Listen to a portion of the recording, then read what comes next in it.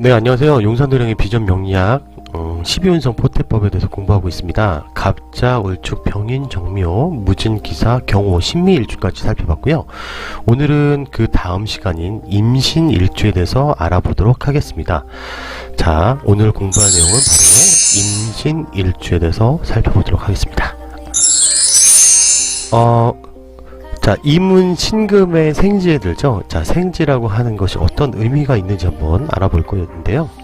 생지는 기본적으로 사람으로 태어나면 태어난 그 순간을 뜻하죠. 그래서 아이가 태어나면 제일 먼저 뭘 하죠? 울음을 짓잖아요. 자, 울음을 짓기 때문에 바로 생방, 짓살이 되는 것인데요.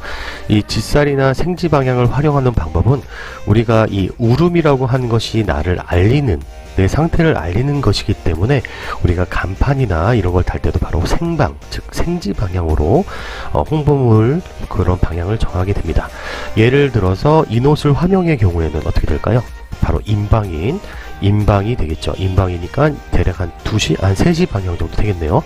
예, 그쪽 방향에다가 간판을 거시면 광고 덕을 볼 수가 있습니다. 자, 신살에 대해서 잠깐 살펴봤고요. 자, 임신은 지장간의 무, 임, 경이라는 것을 갖고 있겠죠. 임은 당연히 생지, 중기지장간이 바로 이 신금의 최종적인 목적이 된다고 말씀드렸고, 그 다음에 이 정기지장간은 이 지장간이 가지고 있는 고유한 오행의 기운을 나타내는 것을 뜻합니다. 그리고 여기지장간은 전달에 있던 기운이 초반까지 넘어오는 것을 얘기를 하죠. 지장간은 이렇게 보시면 되겠고요. 자, 무지는 병지, 임시는 생지, 경시는 록지에 해당이 됩니다. 신사를 살펴볼 건데요. 학당기는 우리가 병인일주를 하면서 공부를 했고요. 그 다음에 태극일주도 공부를 했습니다. 태극일주도 공부를 했고요. 그 다음에 효신살, 정묘일주에서 아마 했던 것 같아요. 그 다음에 효신살은 많이 다뤘죠. 병인일주에서 다뤘었고요. 갑자일주도 여기에 해당이 되고, 그 다음에 연년살이라는 것도 을축일주에서 한번 다뤄본 적이 있으실 겁니다. 어렴풋이 기억이 나신지 모르겠습니다만, 오늘은 이 신사를 다 다룰 건 아니고요. 잠깐 읽어보는 차원에서 학당기인하고 이 연년살에 대해서 잠깐 또 알아보고 넘어가도록 하겠습니다. 자, 건강은 방광, 폐, 심장, 당뇨와 관계가 있습니다. 자, 학당귀인이라는 것은 갑이 해를 보고 을이 오를 보고, 병하고 무는 인을 보고, 정하고 기는 유를 보고, 경금은 사를 보고, 신은 자를 보고, 개는 묘를 보면 학당귀인이 된다. 자, 학당귀인은 포태법상 장생궁에 해당이 되는 것이므로 지성이 돋보이며 교육자로 진로를 정하면 특히 기럽니다. 사주 중에 흉이 있어도 제거하는 역할을 하기 때문에 좋은 거죠. 귀인입니다. 열연살 한번 다뤄볼게요. 을축, 정축, 병신, 그 다음에 기미, 경인, 신미, 이민, 임신, 일주의 여자는 배우자 몰래 다른 애인을 숨겨둘 여자가 있으므로 망신을 살 우려가 있다. 참, 이런 연살, 그러니까 열연살은 남녀연살에 비해서 어디에 포커스를 두고 있어요? 여자분의 포커스를 두고 있고요. 그다음 남녀연살, 갑인일주 할 때 마찬가지로 남녀연살은 남자분의 의미를 두고 있다는 거 잊지 마시기 바랍니다. 자, 임신은 생지에 들어가고요. 자, 포트 하나 살펴볼게요. 아까 다 살펴봤지만 여기서 가장 핵심적인 거는 이 생지, 그리고 병지, 록지가 어떻게 해석이 되는지 하나하나 알려드릴게요. 자, 임신일주는 생지에 거하며 겉법을 본다는 얘기죠. 인성, 생지죠. 그 다음에 이게 편인인데요. 편인이라도 인성은 인성입니다. 자, 무토 편가는 병지에 들고요. 자, 임수, 비견은 생지에 좌합니다. 그 다음에 경금, 편인은 록지에 좌합니다. 그리고 병화, 재성은 병지로 종하고요.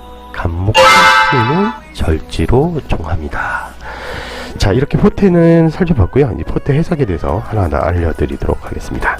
자, 먼저 이 임신일주는 기본적으로 박학다식한 사람입니다. 이 학당기인은 학문을 즐겨하고 교육계통으로 진출해야 길한데요. 그런데 이 재간은 병지에 놓이기 때문에 부부의 인연은 비교적 평온한데도 불구하고 분주하게 돌아다녀야만 하고, 보통 재능에 비해서 제복이 크게 따르는 명은 아닙니다. 자, 분주한 대신에 돈은 좀 덜 되죠.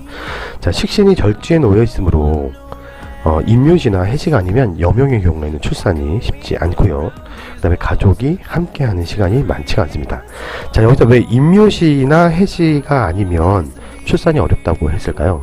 기본적으로 여명의 경우에 식신이 절제에 놓였다 하면 이 자식 자리잖아요. 자식을 식신으로 보는데 이게 절제에 놓였기 때문에 출산이 쉽지 않아요. 근데 인묘나 해시가 되면 출산이 쉽습니다. 왜 그럴까요? 인묘면 당연히 간목이나 을목, 즉 목이 로강지에 들기 때문에 당연히 식신이 절지가 아니라 이제 왕지나 록지가 되는 셈이고요.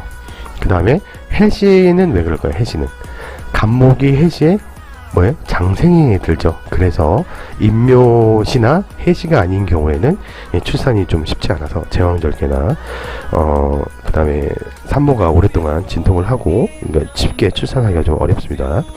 자, 일지의 인수가 주종을 이루면 대체로 모친과의 인연이 깊다고 했죠. 자, 어쨌든 그 정편의를 따지지 않고 모친과의 인연은 깊다고 할 수 있겠죠. 자, 부친이 크게 출세하거나 덕이 깊은 경우는 드뭅니다. 일지의 모성이 생록왕을 얻게 되면 대개 고부 갈등이 일어나기 쉽죠. 연애 시절부터 모친과의 관여가 따르기가 쉽습니다. 그러니까 어머니가 결혼까지도 좀 좌지우지하시죠. 비견 또한 장생을 얻어서 인비가 다 왕성한데 상황이 이러하면 자아가 강하고 주로 구류수럽, 말로 하는 업의 두각을 나타내게 됩니다. 왜냐하면 비견이 내 자리 또한 생지를 얻고 비견 또한 생지를 얻어서 자아가 굉장히 강하죠. 그 다음에 지지가 저렇게 강하게 되면 식상이 강하게 되죠. 그렇게 되면 당연히 나를 알리고 뽐내는 식신 상관이 생해주기 때문에 당연히 구류수럽 방면의 두각을 나타내게 됩니다.